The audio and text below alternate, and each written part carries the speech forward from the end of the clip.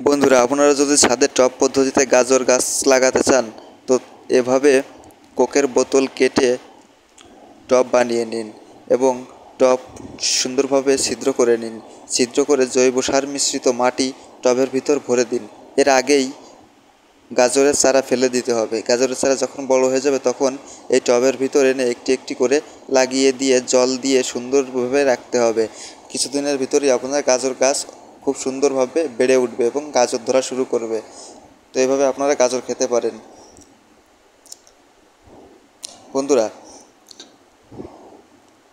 এখন ধান লাগানো কিন্তু অনেকটা সোজা।